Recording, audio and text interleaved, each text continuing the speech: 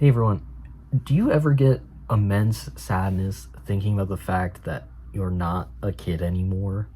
I mean, unless you are a kid and then that's different, but like, I look back on my childhood and I'm just like, I miss being a kid before I had responsibilities and before I had to try and find a job and worry about my future and my career in the next 40 years of my life. Maybe that's never happened to you, I don't know.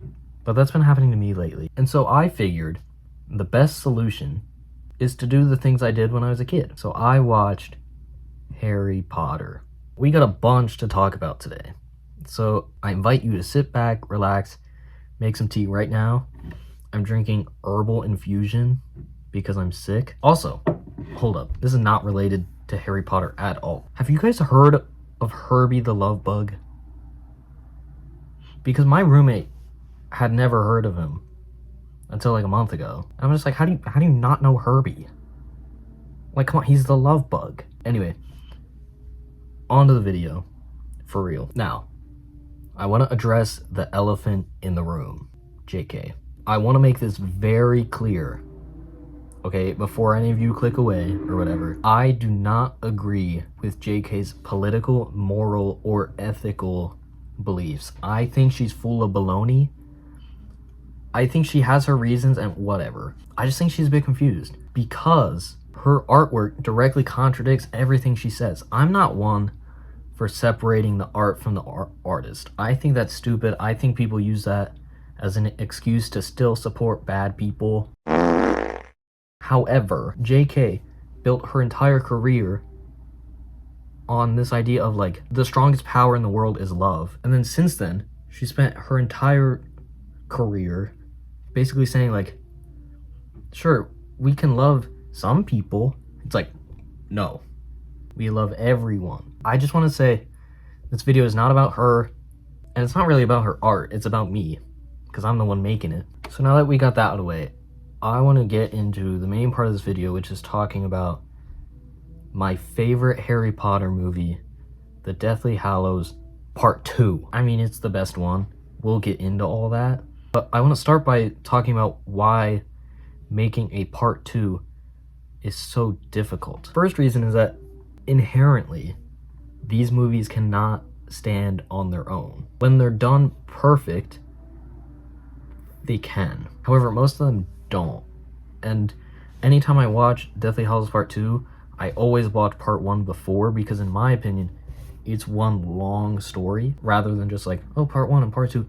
And especially in a franchise like Harry Potter, every movie is kind of like sequential, you know, obviously. Which makes a part 2 even more difficult because it needs to still be its own thing, but it can't be. It also needs to fulfill the emotional needs of the rest of the franchise. I mean, this is the finale of arguably the greatest franchise in the history of film. There's pressure, and I think they did a great job at using that pressure because, like, look, they could have made it bad just to get money, like Star Wars, but they didn't because they actually like care about the community. Well, and so the thing with Deathly Hallows is that it took all of those things I just mentioned and it did it. I mean, once you start Deathly Hallows Part 2, you get arguably the best opening in any of the Harry Potter movies, the best cinematography, maybe the best score, even better than John Williams' scores. It also has my favorite theme of the franchise with Lily's theme. I mean, when you listen to it, you like start ascending. And it made it tricky that Harry Potter was what it was because there were 4 directors over the 8 movies, all with very different styles and different ideas. And especially when you base something off of a book, naturally there's creative liberties that you take. And so this movie had to deal with the past things that the other directors just like didn't include. But it took it and it kind of just went with it. I also think this movie's success, and the reason I like it, is because it's very simple. There's really only 2 parts. There's the stuff at Gringotts, and then there's the Battle of Hogwarts. Now, Gringotts is a lot of fun. And also, dragons are cool. Like, who doesn't love dragons? Like, come on.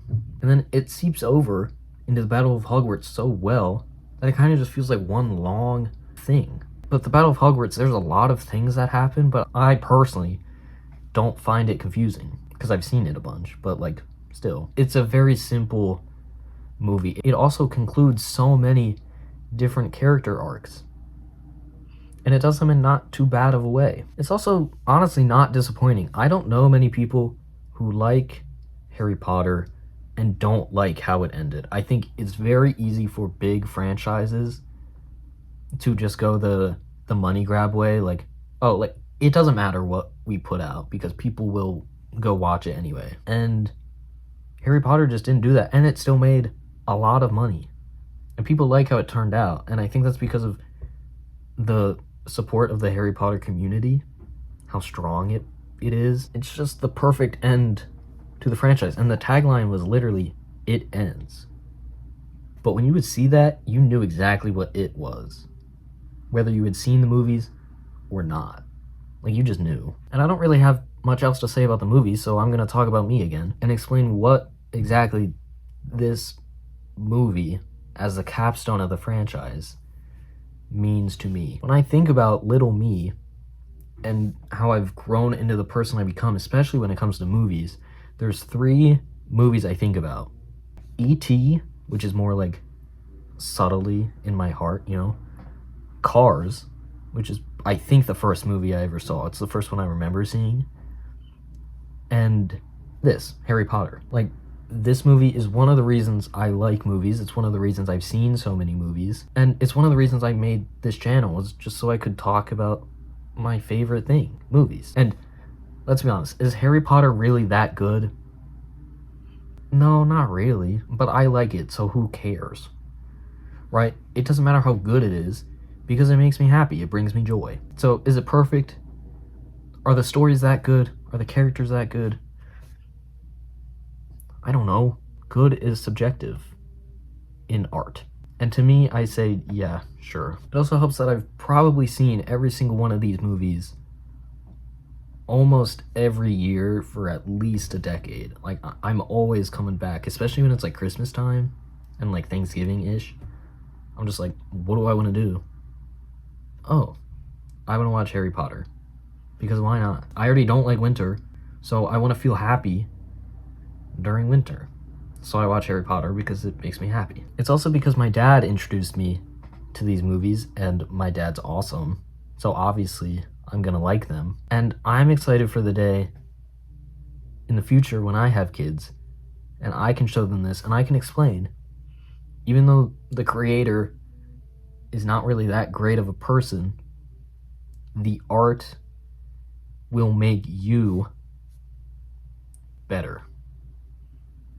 Because at its core, Harry Potter is about love. It's about the love of friends and the love of family. That's the whole point, right? Even if the creator's spewing out all this hate, it doesn't matter. Watch the thing that's built on love. So that just about wraps it up. Anytime I make these kind of videos where it's like my favorite movies or whatever, I think half the video I talk about the actual movie, and then the other half I talk about like its influence on me and kind of why I like it. I don't know if that's what you guys are interested, so comment down below if you want to hear more about the movie or less about the movie or anything else. I'll definitely listen. But that wraps up the video. Thanks for watching. God bless you. Make some more tea while you're at it. And have a very good day.